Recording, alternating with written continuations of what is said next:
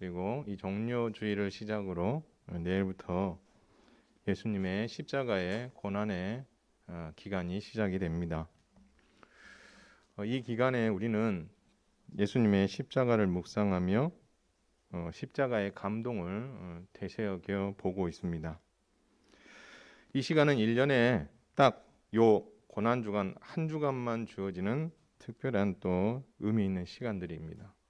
바라기는 특별 새벽 기도회를 통해서 예수님의 사랑의 그 크기와 그 깊이를 여러분들이 더 많이 누림으로 말미암아 알므로 말미암아 하나님을 더 사랑하고 하나님의 교회를 위해 주의 몸된 교회를 위해 기쁘게 헌신할 수 있는 성도들 다 되시기를 주님의 이름으로 축원을 드립니다.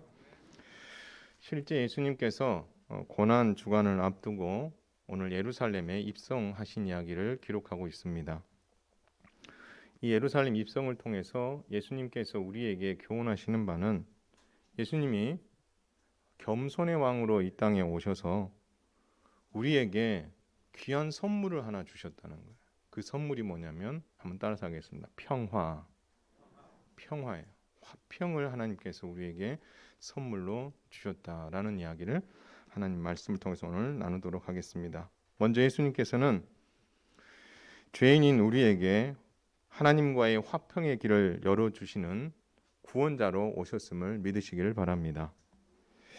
예수님께서 예루살렘으로 올라가시다가 베단이라는 지역쯤 왔을 때에 두 제자들을 보내셨습니다. 맞은편 마을로. 여러분 보내시면서 이런 말씀을 하시는 거예요. 아무도 타보지 않은 그리고 매어있는 나귀 새끼를 너희가 보게 될 텐데 그 나귀 새끼를 풀어 여기로 가지고 오라, 데리고 와라 그렇게 말씀하십니다. 그러면서 만일 누군가가 너에게 왜 이 나귀 새끼를 풀어가느냐라고 묻는다면 주가 쓰시겠다라고 대답하면 보내줄 것이다. 그렇게 말씀하시면서 두 제자를 보냈습니다. 그리고 그 두 제자가 가서 하나님께서 말씀하신 대로 순종하여 그 나귀 새끼를 예수님께 이끌고 왔습니다.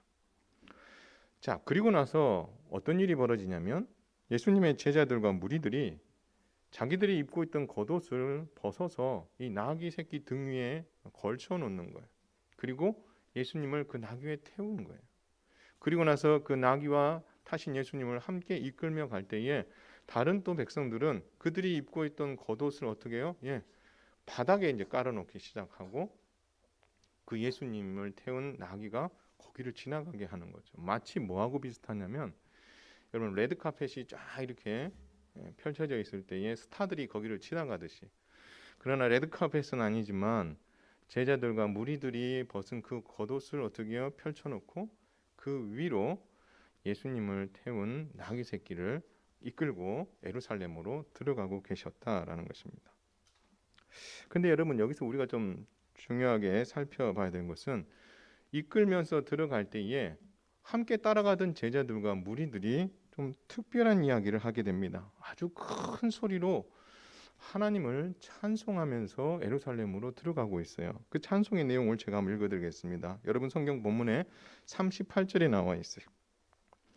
이르되 찬송하리로다 주의 이름으로 오시는 왕이여, 하늘에는 평화요 가장 높은 곳에는 영광이로다. 할렐루야. 이것을 막 따라가는 많은 사람들이 한 목소리로 외치고 있다라는 것입니다. 하나님을 정말 높여드리고 주님을 높여드리는 찬송을 하는 거죠. 그런데 꼭 이런 자리에 그 반대의 모습을 보이는 무리들이 있습니다. 바로 이것을 아주 못마땅하게 여기는 바리새인들이 있었어요. 그래서 그 바리새인들이 예수님께 뭐라고 물으냐면, 예수님, 당신의 제자들을 책망해 주십시오. 저 찬송과 영광은 당신이 받을 게 아닌데 지금 제자들이 무슨 생각으로 하는지 모르겠지만 이걸 당신이 책망하는 게 맞습니다라고 예수님께 되물었습니다. 그랬더니 예수님께서 아주 충격적인 이야기를 하시죠. 만일 이들이 침묵하면 돌들이 소리 지르리라. 이들이 하나님을 찬송하고 그리스도를 높이지 않는다면 돌들이 그 일들을 하게 될 것이다. 그들은 지금 할 일을 하고 있는 것이다. 그렇게 예수님께서 도리어 이 바리새인들을 책망하셨습니다. 여기서 우리가 좀 주목해야 될 것은 예수님의 제자들과 그 무리들이 예수님을 향하여서 올려드렸던 그 찬송의 내용을 한번 들여다볼 필요가 있다라는 것입니다. 다시 한번 읽어보겠습니다. 찬송하리로다 주의 이름으로 오시는 왕이여 하늘에는 평화요 가장 높은 곳에는 영광이로다라고 외쳤습니다. 그런데 같은 본문인데 마태복음과 마가복음, 요한복음은 조금 다르게 표현해놨어요. 제가 읽어보겠습니다. 호산나 다윗의 자손이여 찬송하리로다 주의 이름으로 오시는 이여 가장 높은 곳에서 호산나 하더라. 마태와 마가는 이렇게 표현을 했고요. 요한은 이렇게 표현했습니다. 호산나 찬송하리로다 주의 이름으로 오시는 이 곧 이스라엘의 왕이여라고 그들이 외쳤다라고 기록을 해놓고 있습니다. 보면 마태, 마가, 누가, 요한복음 중에 마태, 마가, 요한복음은 좀 그래도 비슷한 어떤 고백을 했다라고 이야기를 하는데 누가는 조금 달리 표현해 보았습니다. 사실 표현은 다르지만 그 안에 들여다보면은 깊은 연관성이 있는 메시지다라는 것입니다. 여러분, 호산나라는 말은 뭐냐면 구약 시대에 하나님께 구원을 허락해 주십시오, 우리를 살려 주십시오라고 구하는 짤막한 기도입니다. 호산나 이 말이 하나님 우리를 구원해 주십시오 이 말입니다. 자, 그런데 오늘 누가는 뭐라고 이야기하냐면 하늘에는 평화요 가장 높은 곳에는 영광이다라는 말로 누가는 노래했어요. 독특하게 이 누가는 하늘에는 평화라는 말을 사용했고 다른 어떤 본문에는 없는, 반대로 다른 본문에는 다 기록되어 있는 호산나 하나님이여 우리를 구원해 주십시오라는 그런 표현 대신에 영광이라는 표현으로 대체해서 사용하고 있다라는 것입니다. 한마디로 제자들은 호산나를 외치며 구원해 주시기를 외친 거죠. 이 나귀를 타고 예루살렘에 입성하시는 분이 메시아라고 그들은 여겼던 것 같아요. 그러면서 그들이 하나님 앞에 외치기를 호산나 호산나 하나님이 우리를 구원하여 주시옵소서라고 하나님 앞에 외치고 있는 거죠. 그러나 여러분 누가는 예수님께서 십자가의 구원을 통해서 하늘에는 평화를 주실 것을 노래했어요. 이 말은 뭐냐면 예수님의 십자가를 통해서 하나님께서 우리에게 평화를 주시기를 원합니다라고 기도했다, 노래하고 있다라는 것입니다. 그렇기 때문에 표현은 다를지 모르지만 그 안에 연관성을 보면 한쪽에서는 구원을 노래했을 뿐만 아니라 또 한편에서 그 구원을 통하여서 하나님이 어떻게 해요? 우리에게 평화를 주시기를 원합니다라고 노래하고 있더라라는 것입니다. 사실 맞습니다. 하나님께서는 범죄한 인간들을 심판하시는 게 맞습니다. 맞죠? 그래서 우리 벌을 받아야 되고 심판받아야 맞는데 하나님께서는 악인이 심판받아 끝나는 것이 하나님의 마음이 아니라 그들이 회개하고 돌아와서 구원받는 게 하나님의 뜻이거든요. 그래서 하나님께서 구약 성경에서 계속해서 품고 계셨던 마음이 무엇입니까?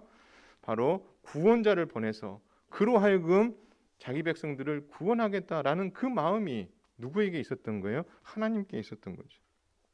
그래서 하나님께서 계획하셨던 것이 누구를 보내시기로 하신 거예요? 바로 독생자 예수 그리스도를 이 땅에 보내어 주셔서 그분을 십자가에 못 박혀 죽게 하심으로 말미암아 그분을 십자가로 인하여서 하나님과 죄인 사이에 갈라져 있었던 관계들을 바로 이 십자가로 우리를 어떻게 하신다고요? 화해하게 하시고 그 십자가로 우리를 어떻게 해요? 화평케 하시고 그러므로 하나님께도 정말 화평과 평화의 은혜가 임하지만 그것이 그 백성들에게도 임함으로 말미암아 하나님과 죄인된 우리 모두가 다 예수 십자가 안에서 어떻게 해요? 평화를 누리기를 하나님은 진심으로 바랬고 그들은 그것을 어떻게 해요? 지금 하나님 앞에 노래하고 있다라는 것입니다. 중요한 것은요, 하나님께서 하나님의 일을 할 때에 그것이 무엇을 의미하는지 알게 하시면서 그것을 노래하게 하실 때도 있지만 반대로 그들은 무엇을 의미하는지 모르지만 하나님은 예수 그리스도를 통해서 그 일을 하실 것이라는 것을 그들의 입을 통해서 하실 때도 있는 거예요. 마찬가지예요. 오늘 이들은 하나님을 찬송합니다. 호산나를 외칩니다. 구원해달라고. 그리고 그분 그 구원을 통하여서 하나님, 우리가 하나님과 우리 사이가 화평을 누리고 하나님이 영광을 받으시기 원합니다라는 위대한 고백을 했지만, 실제 이 고백을 하고 있는 이 백성들은 누구를 통한, 예수 그리스도를 통한, 십자가를 통한 구원이 아닌, 그래서 우리를 죄로부터 건져내 주시는 구원이 아닌 로마의 압제로부터 우리를 구원해 달라고 하는 정말 엉뚱한 그런 구원을 하나님 앞에 호소하고 있었는데, 하나님께서는 그들의 엉뚱한 그 호소와 그 찬송 안에도 하나님이 예수 그리스도를 통해서 어떤 일을 행하실지를 너무나 명확하게 담아서 그들로 하여금 노래하게 하셨다는 것을 우리는 잊어서는 안 되는 거죠. 얼마나 아쉬워요. 그 뜻을 알고 부르는 자들과 뜻을 알지 못하는데 하나님께서 거기에 담겨주신 진짜 의미를 그들의 입술로 어떻게 노래하게 하시는. 그러므로 여러분, 예수님께서 이 땅에 오셔서 십자가의 길을 위해 오늘 종료주일에 예루살렘에 입성하시는 가장 큰 이유는 저와 죄인된 우리와 하나님 사이에 깨어졌던 그 관계를 다시 회복시켜 주셔서 하나님과 우리 사이에 화평을 주시고 평화의 은혜를 주시기 위해 예루살렘에 입성하시며 십자가로 그것을 이루시기 위해 입성하고 계시는 줄 믿으시기를 바랍니다. 그래서 여러분, 예수님께서 우리에게 주신 많은 어떤 복 중에서 가장 큰 복은 관계 회복의 복이에요. 누구와의 관계? 죄인된 우리와 하나님 사이의 관계 회복. 이것을 오늘 본문은 뭐라고 표현했어요? 평화, 화평이라고 표현해주고 있다라는 것입니다. 사랑하는 성도 여러분, 그래서 예수님께서 말이 아닌 나귀 새끼를 타고 예루살렘으로 입성하신 이유가 무엇일까요? 먼저는요, 예수님께서는 세상의 왕들은 왕의 권위를 위해서 뭘 탑니까? 어떤 짐승을 타요? 나귀 안 탑니다. 뭐 타십니까?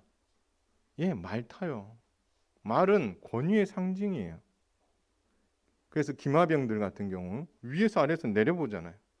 그러므로 인해서 그 권위와 힘을 가지고 누르는 거죠. 근데 우리 예수님께서는 뭘 타고 오셨어요? 나귀 새끼를 타고 예루살렘에 입성하십니다.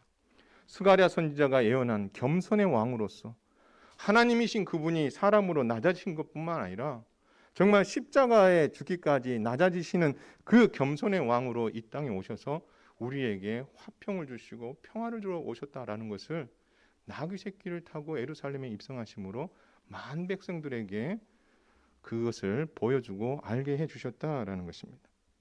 또한 예수님께서는 전쟁과 힘이 아닌 오직 예수님의 십자가로 하나님과 죄인 사이에 깨진 관계를 다시 화평과 평화의 관계를 회복하기 위해 오셨다는 사실을 바로 이것으로 인하여서 충분히 어떻게 해요?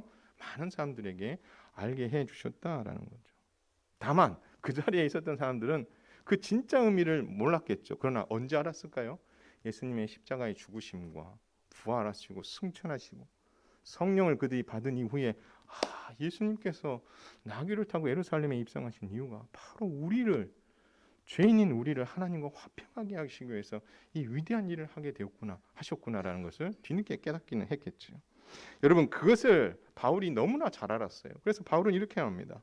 예수님의 십자가로 하나님과 원수 관계를 소멸하시고 우리를 화목해 하셨습니다. 할렐루야. 여러분, 이 말을 바울이 에베소서에 너무나 확신을 가지고 기록으로 남겨주었던 것을 볼 수 있습니다. 한편 십자가와 하나님과 죄인 사이의 이 원수 관계가 화목의 관계로 돌아섰기 때문에 제자들은 교회를 향하여서 뭘 할 수 있어요? 평강을 선포할 수 있었어요. 그래서 여러분, 모든 제자들의 그 편지를 여러분 다 한번 들여다보세요. 그러면 그 편지 안에 들여다보면 한결같이 비슷한 이런 내용들이 담겨져 있어요. 그리스도 안에 있는 모든 이들에게 평강이 있을지어다. 할렐루야. 하나님 아버지와 주 예수 그리스도로부터 은혜와 평강이 있기를 원하노라. 아멘. 여러분, 이 고백을 그 교회에 할 수 있었던 것은 바로 예수님께서 십자가로 정말 우리와 하나님과의 이 깨어진 관계를, 원수 관계를 어떤 관계로? 정말 화평의 관계로, 평화의 관계로 만들어 주셨기에 그 받은 복을 예수의 이름으로 교회들에게 선언할 수 있었다라는 것입니다. 그래서 사순절을 보내고 오늘 종료주일을 보내며 내일부터 시작되는 고난주간을 보내는 여러분과 여러분 개인의 여러분 가정 위에 주 예수 그리스도의 평화가 충만하시기를 주님의 이름으로 축원을 드립니다. 그래서 여러분 이 세상이 줄 수 없는 평화, 세상이 줄 수 없는 그 위로와 은혜들을 예수 십자가 안에서 꼭 누리셔서 힘들고 어려운 상황에서도 마음이 흔들리지 않고 주님으로부터 오는 그 위로와 평안으로 넉넉히 이겨나갈 수 있는 멋진 그리스도인들 다 되시기를 주님의 이름으로 축원을 드립니다. 이어 예수님께서 진짜 평화를 주시려고 오셨음을 예루살렘 성에서 입증하십니다. 여러분, 예수님께서 먼저 예루살렘 성에 들어가셔서 한 일이 뭐냐면 바로 들어가시기 전에 무슨 일을 하셨을 것 같아요? 오늘 본문에 보니까 예수님이 우셨어요. 예루살렘 성을 보면서 하염없이 눈물을 흘리셨어요. 왜 흘리셨을까요? 사람들은 다 놀랬겠죠. 백성들은 호산나 다윗의 자손이여, 또 하나님께 영광이요, 이렇게 어떻게 평화가 임했다 이 찬송을 하는데 예수님께서는 정작 예루살렘 성을 막 들어가시기 전에 이 성전을 딱 보시더니 하염없이 눈물을 흘리십니다. 그리고 이런 의미 있는 말을 하세요. 너도 오늘 평화에 관한 일을 알았더라면 좋았을 뻔하였거니와 지금 내 눈에 숨겨졌도다. 여러분, 예루살렘이 평화를 상징하는 그런 도시입니다. 그런데 이름은 평화인데 그 안에 평화가 없는 거예요. 평화처럼 보이는 가장된 평화가 예루살렘에 있는 거예요. 그리고 그 평화가 진짜 평화인 줄 알고 유대인들은 오해하고 있는 거죠. 그들의 눈이 지금 가려져 있는 거예요. 오늘 본문에 보니까 지금 내 눈이 숨겨졌도다. 이 말은 뭐냐면 너희는 지금 예루살렘에 평화가 임한 것처럼 보이는데 그 평화는 가짜 평화고 너희들의 눈이 어떻게 가려졌기 때문에 그것이 진짜 평화인 것처럼 보인다. 주님 그렇게 말씀합니다. 그러면 왜 주님은 그렇게 말씀하셨는가?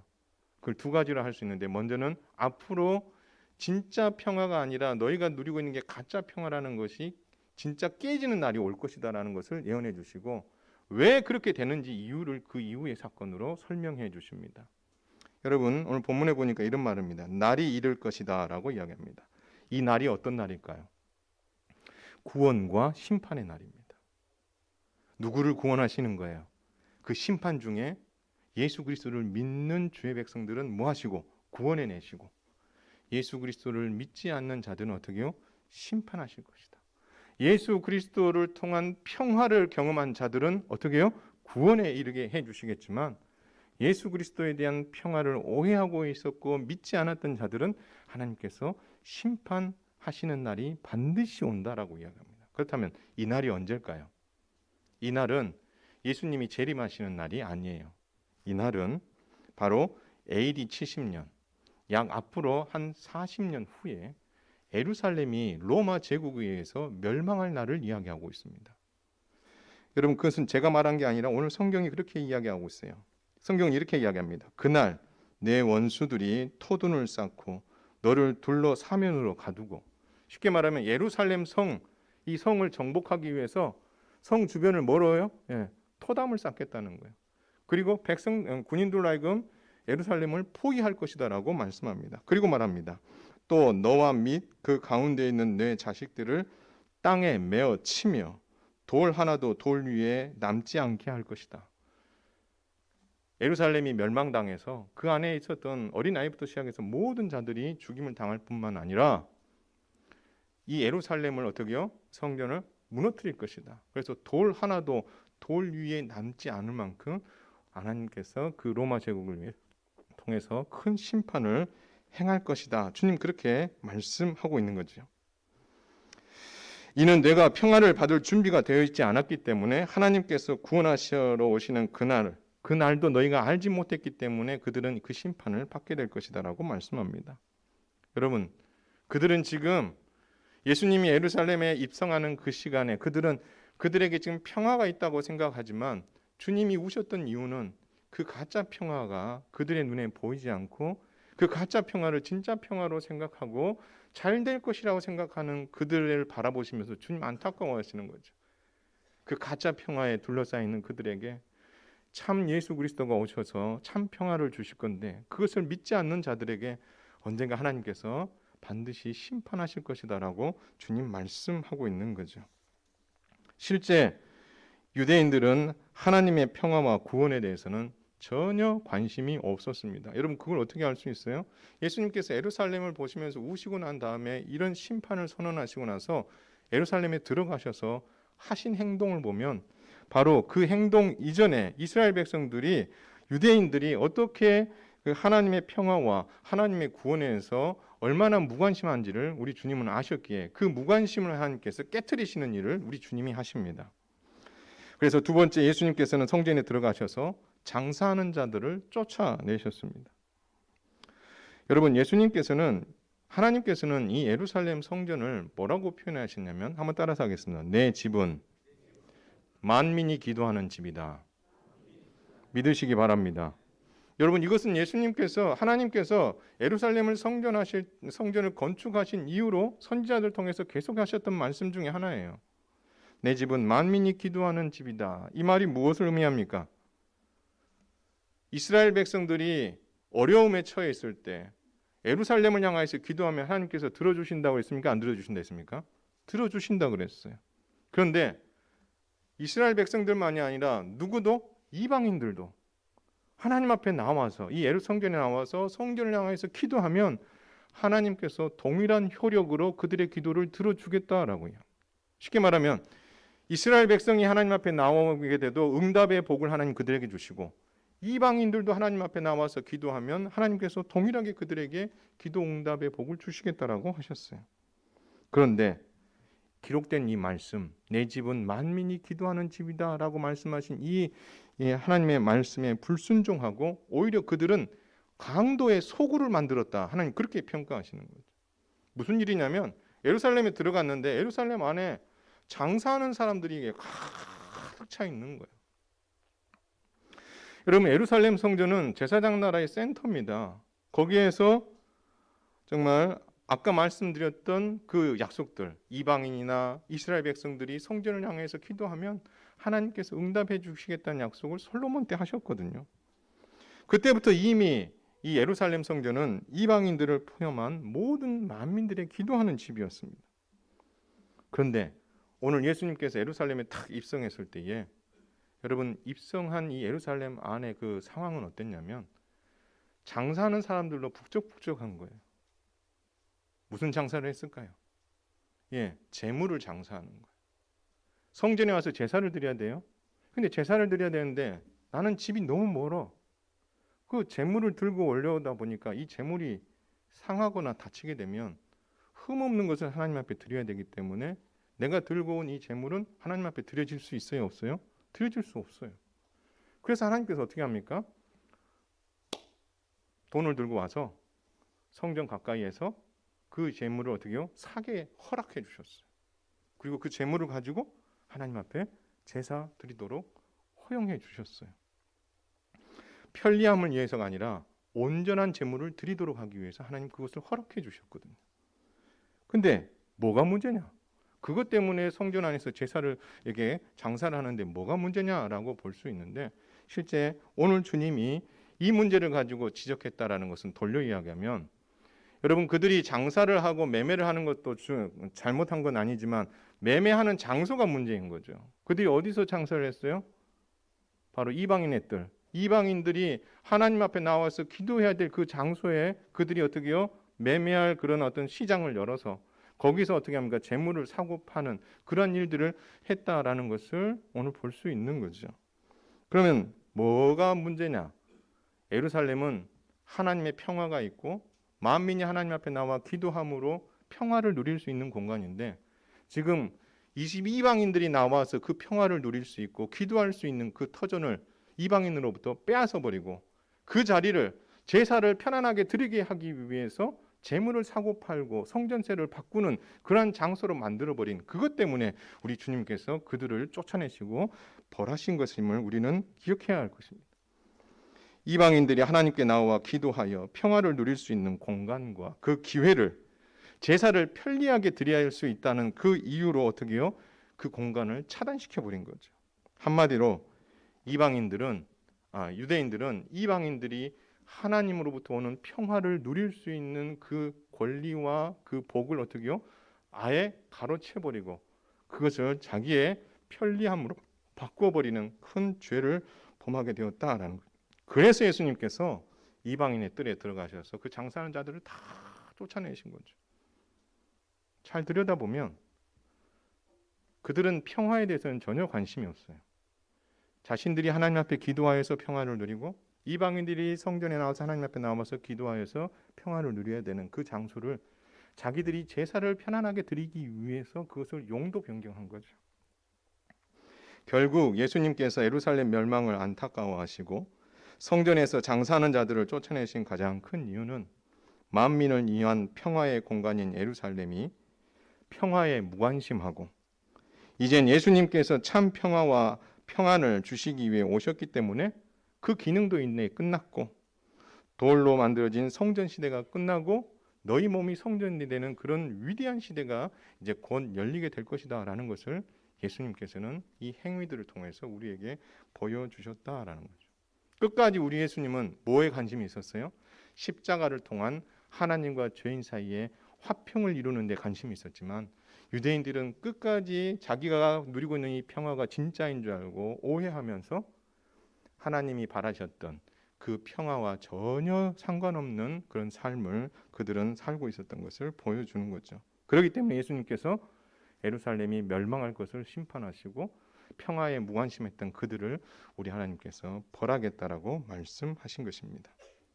사랑하는 성도 여러분, 예수님의 십자가를 통한 하나님과의 평화가 여러분과 여러분 가정 위에 충만하시기를 주님의 이름으로 축원을 드립니다. 그런데 사실 이게 쉽지 않아요. 각 가정마다 들여다보면 늘 평화하고 늘 화평하지 않아요. 늘 사소한 것으로도 다투고 또 교회 안에도 마찬가지예요. 들여다보면 늘 좋은 일도 있지만 또 한편에 보면 불편한 일들이 있을 수 있어요. 성도 상호 간에, 내 개인 스스로, 그리고 우리 가족 안에.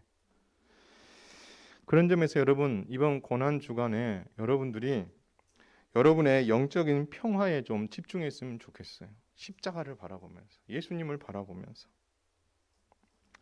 우리는요, 우리의 관심사에 시간과 물질을 많이 투자합니다. 그렇죠? 특히 건강에 관심이 많으신 분들이 많으시죠. 그래서 어떤 식사를 하면 건강해진다. 어떤 약을 먹으면 건강해진다. 운동을 많이 하면 건강해질 수 있다. 그래서 스스로 평가하고 스스로 처방을 내리죠. 예를 들어서 오늘 저녁에 좀 뭘 좀 많이 먹었다 싶으면 여러분 어떤 처방을 내립니까? 스스로. 건강을 위해서 오늘 내가 조금 더 많이 걸어야 되겠다라는 스스로 처방을 내리고 또 그것을 행동으로 옮깁니다. 잘하고 계셨어요. 좋은 거예요. 마찬가지예요. 우리가 돈을 씀에 있어서도 하나님께서 우리에게 풍족하게 주실 때도 있지만 그렇지 않음으로 인해서 힘든 것도 사실입니다. 그래서 어떻게 보면 그 재정적인 풍족함이 우리에게 또 하나의 행복을 줄 수도 있고 행복을 빼앗아갈 수도 있는 것처럼 보여요.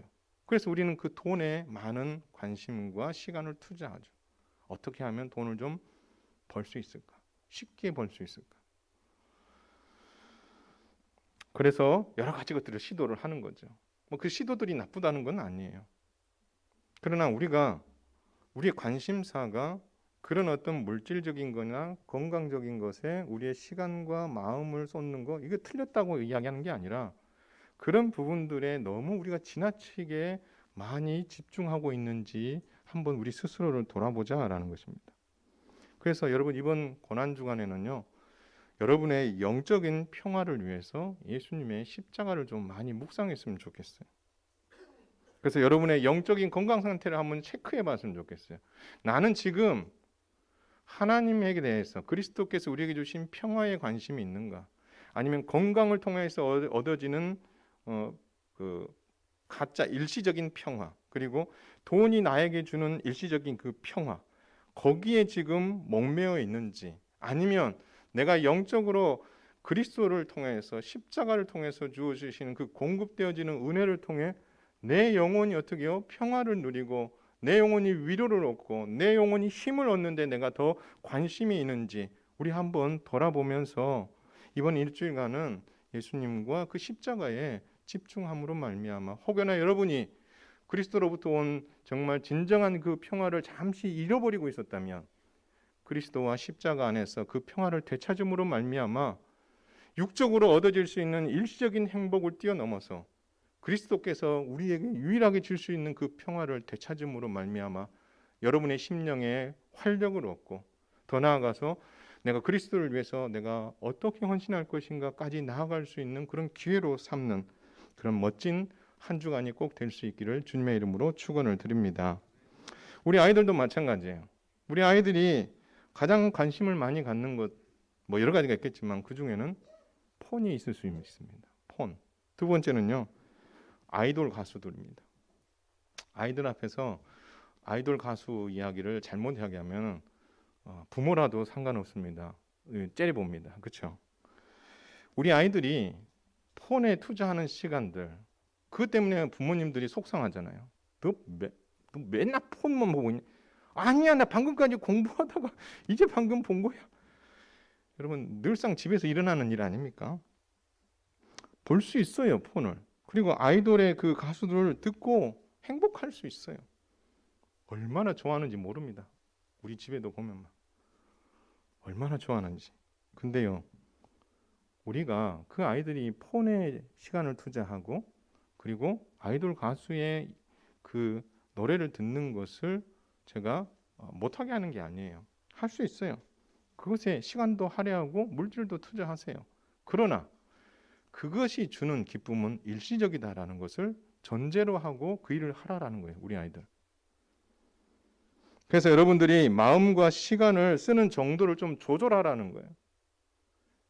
너무 거기에 막 매여 있어가지고 그게 다인 것처럼 살아가는 인생이 아니라 전 진짜 이 사람에 의해서 이 아이돌 가수에 의해서 이 폰을 통해서 내가 얻는 기쁨보다 예수님의 십자가와 구원의 은혜가 내게 주는 영적인 기쁨이 더 크다라는 것을 우리 아이들이 좀 알고 깨달았으면 좋겠어요. 그래서 폰을 하는 시간을 좀 줄이고 내일부터 특별 새벽기도에 유튜브로 실시간을 할 텐데요. 짧은 시간이지만 하나님의 말씀을 듣고 같이 기도하면서 영적인 일에 우리 아이들도 조금씩 관심을 가지고 시간을 보냈으면 좋겠다는. 아이돌 가수들의 그 화려한 퍼포먼스와 그 노래들을 들으면서 즐거워하는 시간을 가지되 여러분이 창조된 진짜 목적은 하나님을 찬송하기 위함이라는 것을 기억하고 하나님을 찬송하는 그 찬양을 듣고 그 찬양을 통해서 나도 함께 부르면서 은혜 받으면서 그런 시간들을 보내며 영적인 어떤 그 평화를 여러분들이 어떻게 해요? 어렸을 때부터 누릴 수 있는 그런 멋진 그리스도인으로 자라갔으면 좋겠다라는 겁니다. 고난주간을 보내게 되는 사랑하는 성도 여러분, 특별 새벽기도회를 여러분 나오실 수 있는 분들은 꼭 나오시고 그렇지 못하신 분들은 유튜브를 통해서라도 꼭 보시면서 하나님이 나를 얼마나 사랑하시는가, 예수님의 십자가가 나와 무슨 상관이 있는가, 그것을 정확하게 더 어떻게 알아가심으로 여러분 안에 예수 그리스도께서 십자가로 주신 그 평화 잃어버렸다면 그것을 다시 되찾고 신앙 안에서 더 성숙의 단계로 발걸음을 내디딜 수 있었으면 좋겠다라는 거예요. 목사인 저 역시 좀 더 영적인 평화와 예수 그리스도께 집중하도록 애쓰겠습니다. 그래서 저와 여러분 모두가 이번 한 주간 영적인 평화를 주신 예수 그리스도와 그분의 십자가를 집중함으로 말미암아 예수님의 부활을 기쁘게 맞이할 수 있게 되기를 주님의 이름으로 축원을 드립니다. 아멘. 이 시간 우리 학습 세례식